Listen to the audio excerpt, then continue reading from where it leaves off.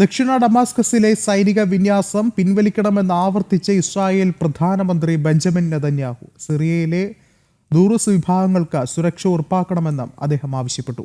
ഇക്കാര്യങ്ങളിൽ സിറിയയിലെ താൽക്കാലിക പ്രസിഡന്റ് മാനദണ്ഡങ്ങൾ ലംഘിക്കുന്നതായി ബെഞ്ചമിൻ നെതന്യാഹു ചൂണ്ടിക്കാട്ടി. കൂടുതൽ വിവരങ്ങളുമായി ഐസൻ ജോസ് ഒരിക്കൽ കൂടി ചേരുന്നുണ്ട്. ഐസൻ, എന്തായാലും നിലവിലെ ഈ ഒരു സാഹചര്യത്തിൽ നിർണായകമായൊരു നിലപാടാണ് ഇപ്പോൾ ബെഞ്ചമിൻ നെതന്യാഹു സ്വീകരിക്കുന്നത്. എന്തൊക്കെയാണ് മറ്റു വിവരങ്ങൾ?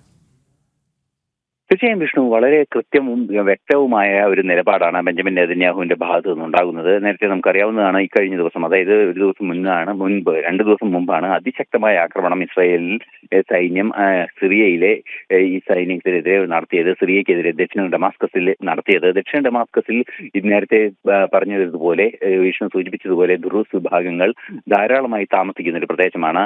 തീർച്ചയായും സിറിയയിലെ ഒരു മൈനോറിറ്റി വിഭാഗം കൂടിയാണ്, വളരെ ചെറിയ ഒരു ന്യൂനപക്ഷ വിഭാഗം കൂടിയാണ് ഇവർ. അവർക്കെതിരെയുള്ള ആക്രമണങ്ങൾ തുടർച്ചയായി ഉണ്ടാകുന്ന ഒരു സാഹചര്യമായിരുന്നു.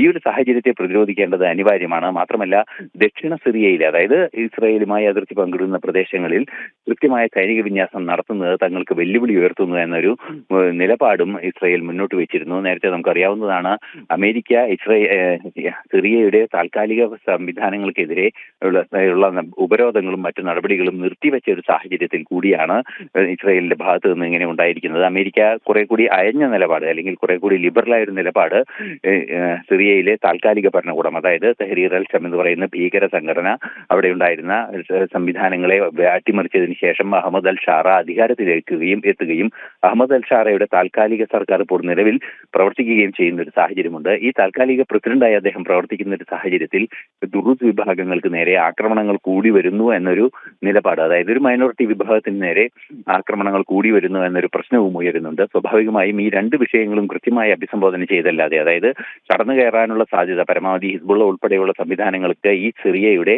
അതിർത്തിയിലുള്ള സംവിധാനങ്ങൾ വഴി ഈ സിറിയൻ സൈന്യത്തിന്റെ പിന്തുണയോടെ ഇസ്രായേലിലേക്ക് വീണ്ടും കടന്നു കയറാനുള്ള സാധ്യത ഒഴിവാക്കുക എന്നൊരു ലക്ഷ്യവും, അതുപോലെ തന്നെ ദുറൂസ് വിഭാഗങ്ങളുടെ സുരക്ഷ ഉറപ്പാക്കുക എന്ന ലക്ഷ്യവും കൂടിയാണ് തന്റെ നിലപാടുകൾക്കുള്ളത് എന്ന് വളരെ കൃത്യമായി ബെഞ്ചമിൻ നെതന്യാഹു അറിയിക്കുന്നുണ്ട്. ശരി, ഐസൻ ജോസാണ് ഇന്റർനാഷണൽ ഡെസ്കിൽ നിന്നും വിശദമായ റിപ്പോർട്ടുകൾ നൽകിയത്.